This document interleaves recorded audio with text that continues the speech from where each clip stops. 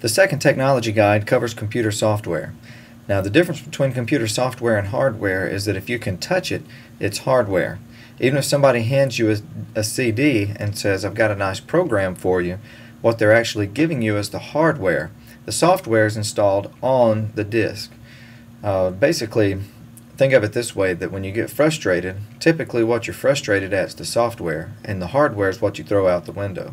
Every once in a while we have hardware failures, but most of the time problems that we have with computers is with the software. Now, the technology guide outline here, we're going to talk just briefly about the significance of software. Then there's two different types of software: system software and application software, and then the some issues surrounding it, and some of the, well, you can just read about the different programming languages. I'm going to come on down to the significance of software here. You look at this little set of circles. This gives you the breakdown of a computer. You've got your hardware in the middle, and that's what we talked about in Technology Guide 1.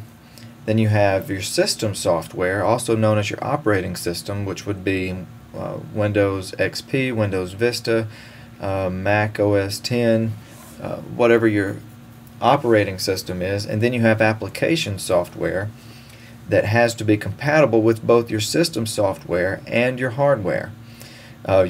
Anytime you go purchase software, you know that you have to look to make sure it is either a Mac version or a Windows version. Usually, you also check to see if you meet the hardware requirements. Well, I say usually. Most of the time you do that only if it's a very processor-intensive program, like video processing or something like that. Most applications with today's hardware are not going to outdo the computer. But you always have to make sure the application software runs with the system software and the hardware.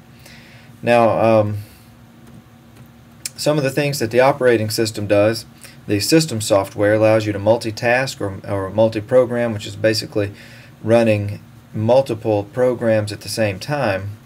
Multi-threading is where you're running two or more instances of the same program. So you may have two windows of Microsoft Word or Windows Explorer, Mozilla Firefox. You've got two instances of it open at the same time. Multiprocessing, you share two processors on a single task.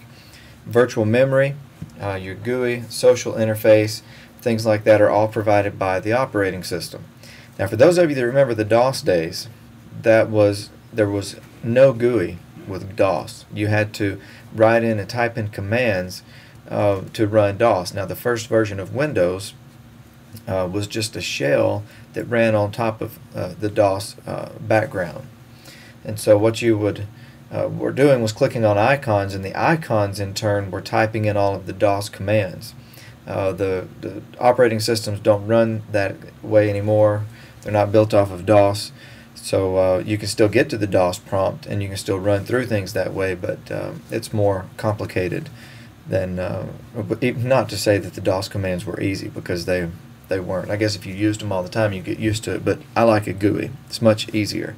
Now, one of the things about the operating system is that it allows you to have different programs installed on one computer. That's called the stored program concept. The importance of this is that if there wasn't for the ability to store a program and retrieve it when you need it, then you would have to have one computer that was a dedicated word processor. We used to have those. They were called typewriters. You'd have to have another computer that was a dedicated spreadsheet computer, another one for the internet. But the stored program concept allows you to load and install programs on your computer and retrieve those instructions only when you need them. And this is one of the functions of the operating system.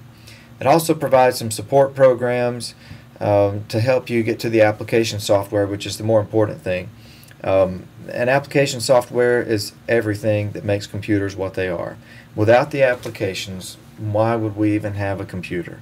The word processors, the spreadsheets, the databases, the email programs, the internet, chatting, all of the VPN that allows you to get to files when you're away from home. All of these applications that run over the networks and over the hardware is what actually makes it helpful.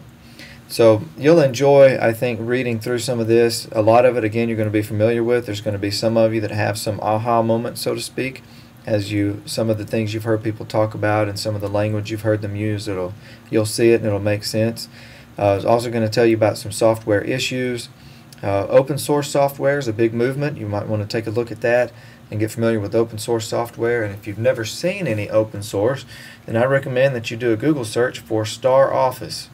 It is a completely open source, completely free version of a lookalike of Office 2003. I haven't looked lately to see if they've got the new version of Office 07 or a copy of it or something similar, but you want to look at that. It's free, and you can use it, and it opens Microsoft Documents, and you can save to Microsoft Documents or PDF. There's just a lot that you can do with open source software, and a lot of times it's free. So that's a nice thing also. But then also consider the software as a service. You'll remember from the hardware chapter that there's primary storage and secondary storage. What's happening today is we're going back to somewhat of the client-server model where my secondary storage isn't actually in my computer. Secondary storage could be at a software provider, and they're actually storing the program, and I access it through a web browser. So there's a lot of companies that are going to this model where they don't have to manage updates or upgrades. It's all done by the provider.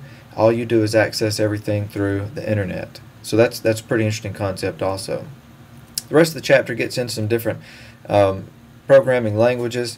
I just expect you to know what they are. We're not doing any coding in this class at all. So that's not one of the purposes of what you're supposed to learn here. So enjoy the chapter, take a good look at it. If you have any questions, as always, just give me a call or shoot me an email.